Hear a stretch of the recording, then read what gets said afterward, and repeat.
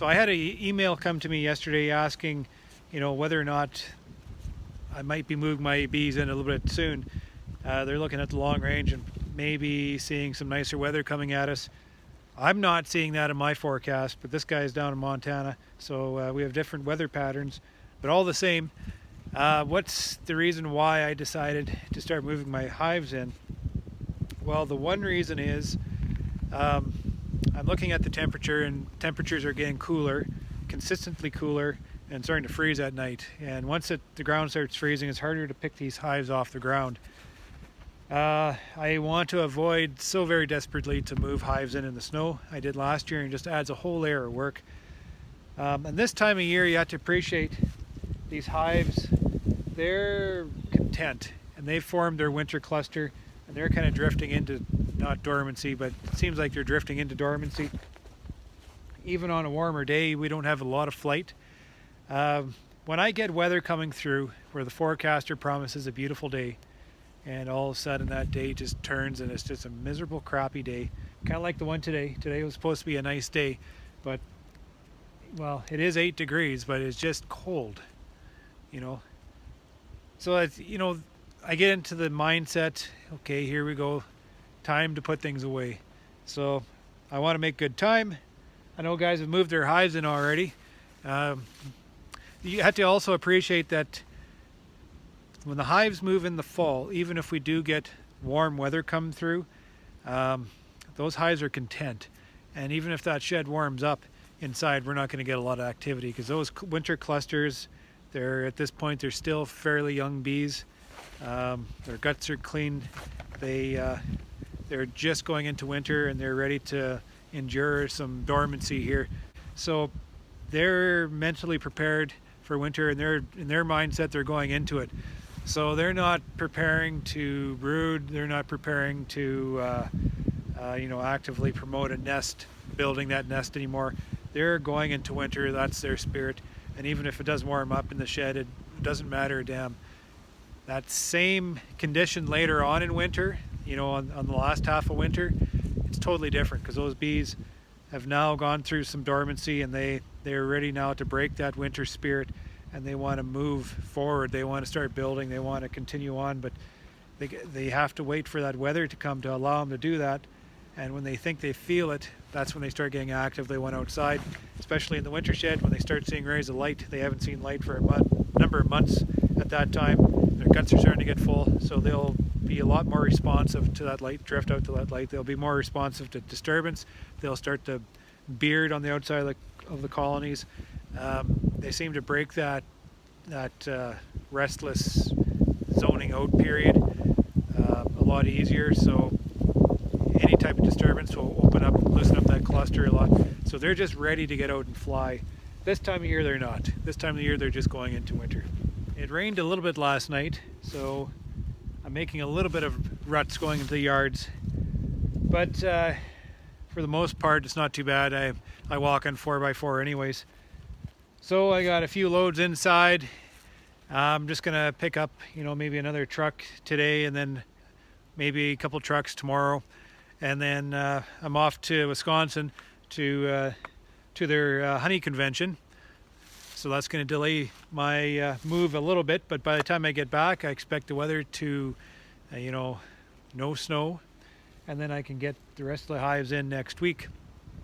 So things are going fairly well. It's 8 degrees today, but it's cold.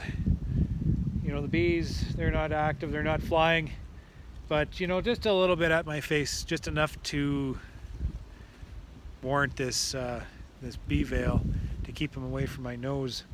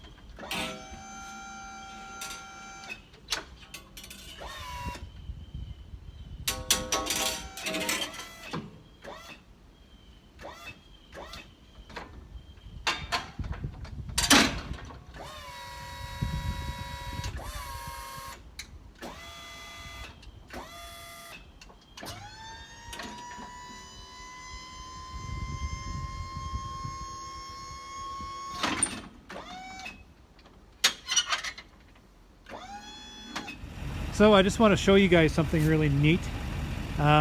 What I'm doing is I consolidate my hives to make sure they're all 2 each. And I also call out these bottom boards that are rotting on me that I need to put some maintenance and repair into them. So this colony here used to live in this spot here. And I want to show you what I'm seeing. Last week we went through with oxalic acid vapor just to mop up the mites that would be lingering. Throughout the apiary I was testing, you know, under 1 mite per 300. Like I wasn't finding any mites actually through all my testing. I did very extensive testings, but I still treated with oxalic acid vapor because I wanted to, you know, just get those hives that did express some mite counts that are missed. And I want to show you in the bottom of this hive here what I'm seeing. I'm not sure if it'll show up in the camera here. There's a mite, there's a mite, there's a mite, there's a mite, there's a mite. Like, they're all over the bottom board.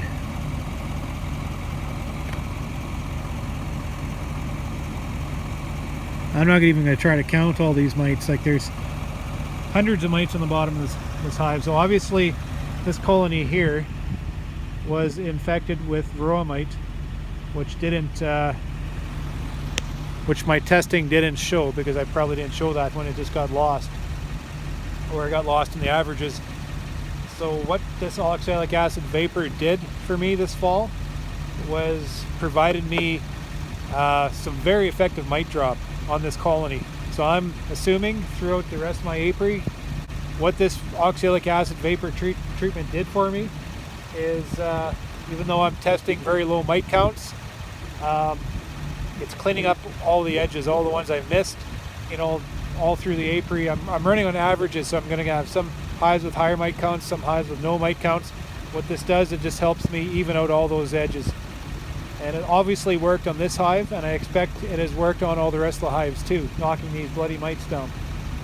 So this is why I go through with an oxalic acid vapor treatment in the fall, just to change up my treatment rotation, just to hit the mites a different way, and just to clean up the edges a little bit, just to tuck in my corners and to make sure that I have adequate control, you know, of my varroa mite counts going into winter.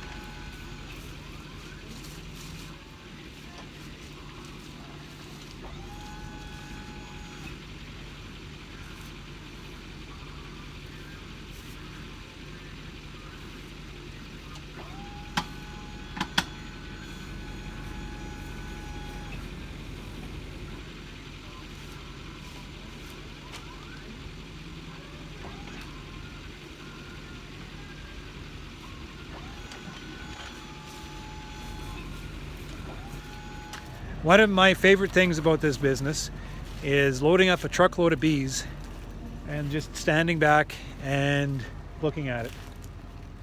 I'm not the only beekeeper that likes it, because you go onto Facebook, onto the commercial Facebook page, and that page is just full of truckloads of bees.